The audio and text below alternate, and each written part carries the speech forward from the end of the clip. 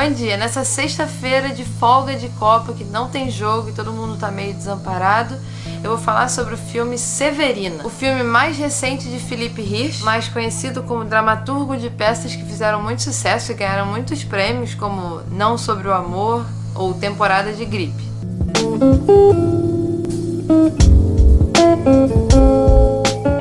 Essa cara aqui que eu tô é porque eu acabei de acordar.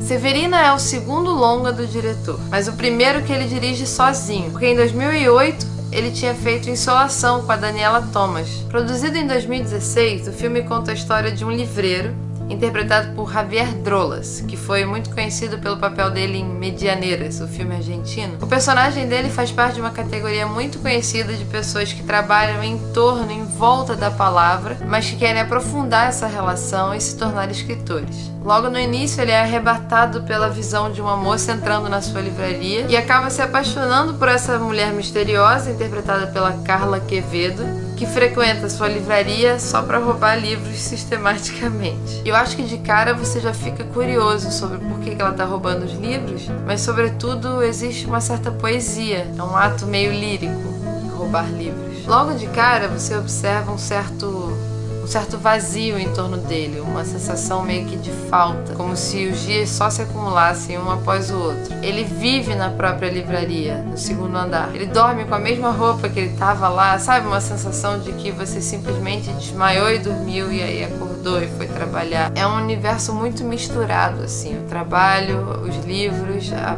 própria casa dele, a intimidade, como se fosse uma zona na fronteira entre tudo isso. A fotografia contribui para criar uma atmosfera de atemporalidade e de espacialidade genérica. As cores quase sempre tendem para o azulado e a gente está quase sempre dentro de livrarias ou nas ruas em torno delas. O próprio nome do nosso personagem principal nunca é dito. Tudo isso vai aprofundando a sensação de isolamento, de universo particular e eventualmente de mistério. A princípio parece que a história vai ficar nisso, nessa relação meio romance-drama ou comédia romântica dos dois, mas aos poucos e sobretudo na segunda metade do filme, novos elementos são acrescentados à trama, deslocando e embaralhando as nossas expectativas. Os diálogos vão deixando brechas e pistas para o estranho, para um novo sentido que a narrativa está tomando. E a trilha sonora, que é quase sincopática, tá ali para umedecer um pouquinho a história e impedir que ela fique 100% naturalista. Então uma certa atmosfera lírica de sonho e de fantasia vai sendo aos poucos transformada em suspense ou thriller psicológico,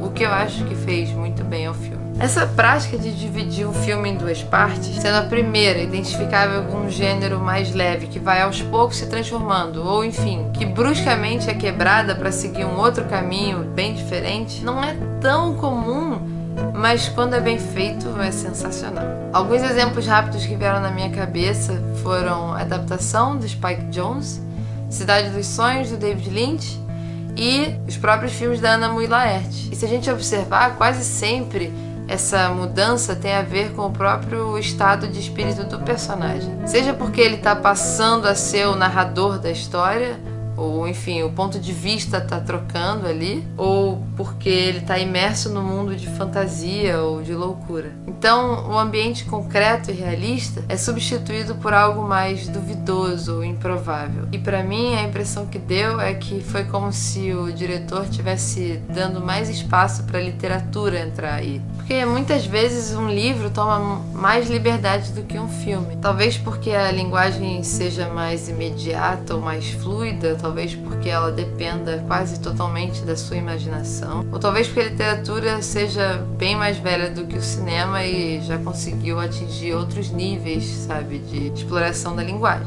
Mas sobretudo porque eu acho que a gente está mal acostumado pela narrativa clássica hollywoodiana de que tudo no filme tem que fazer sentido. É muito comum você ir para um filme ligeiramente diferente, assim, ou mais estranho, e as pessoas saírem comentando: nossa, eu não entendi nada, ai, aquilo não fez o menor sentido, o que esse diretor queria? As pessoas buscam muito sentido no cinema, eu acho. Muito mais do que nos livros. A sensação que dá é que a literatura é mais maleável, sabe? Mais flexível. Então, voltando à reflexão do filme, me parece que a segunda parte do filme é meio que uma sucessão de metáforas ou de enigmas que podem estar tratando sobre obsessão, imaginação, sobre musas, sobre inspiração, sobre o fetiche pela conquista ou pelo próprio objeto livro. Mas eu não acho que seja tão importante você decifrar do que ele está falando, porque a construção visual e os movimentos e expressões corporais já dão conta de manter a gente engatilhados, sejam esses devaneios uma projeção literária ou um delírio amoroso. O filme foi inspirado no livro de Rodrigo Rey Rosa, um guatemalteco. Talvez por acaso ou talvez por destino, a gente nunca vai saber, mas eu acho que para benefício do filme, a produção acabou sendo uma grande mistureba de referências latino-americanas. A princípio, o filme ia ser rodado no sul do Brasil, com atores brasileiros em português e tudo, sabe, como esperado. Mas às vésperas das filmagens, alguma coisa deu errado e aí ele estava quase desistindo de fazer o filme quando o nosso já conhecido personagem do cinema brasileiro, Rodrigo Teixeira, produtor de filmes como Francis Ha ou Me Chame Pelo Seu Nome, sugeriu que o filme fosse coproduzido com o Uruguai. E assim foi. Locação uruguaia, atores argentinos e chilenos, um livro da Guatemala e um diretor brasileiro. O escritor argentino Jorge Luis Borges acaba sendo meio que um guru espiritual, um mentor que paira sobre o filme e sobre a história também. Não só por ele ser mencionado e ser tido quase como um elemento sagrado para aquelas pessoas, mas também por ser um dos maiores representantes desse universo meio fluido do realismo fantástico, que consegue equilibrar lirismo e fantasia sem perder o espectador ou leitor de vista. Bom, é isso, a obra aqui no meu prédio começou, vai ficar barulhento. Eu assisti esse filme na sala 2 do Estação Botafogo, o que foi um grande sacrifício da minha parte, porque é uma sala com muitos problemas, eu fico muito chateada, eu queria fazer um protesto contra a sala 2 do Estação Botafogo. Eu acho que eu vou fazer uma reclamação, assim, por escrito, porque não é possível. A projeção não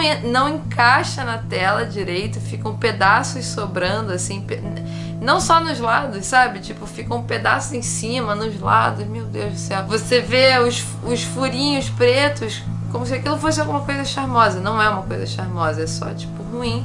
E você tem uma projeção fraca que tem vários ruídos, seja no branco, seja no preto, enfim. Mas eu assisti o filme, eu não sei o quanto tempo vai ficar. Talvez tenha que dar um jeito de baixar ou de assistir no Canal Brasil ou por outros meios. Mas eu acho que vale a pena. O filme é um filme instigante, eu acho. Eu acho bonita a relação que os personagens desenvolvem com a palavra.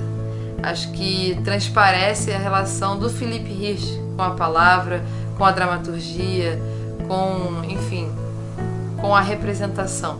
Então assistam Severina, do Felipe Rich, e até semana que vem. E sorte pro Brasil aí.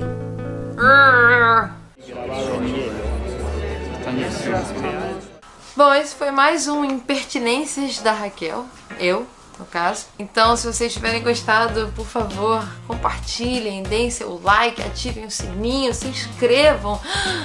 E semana que vem tem mais.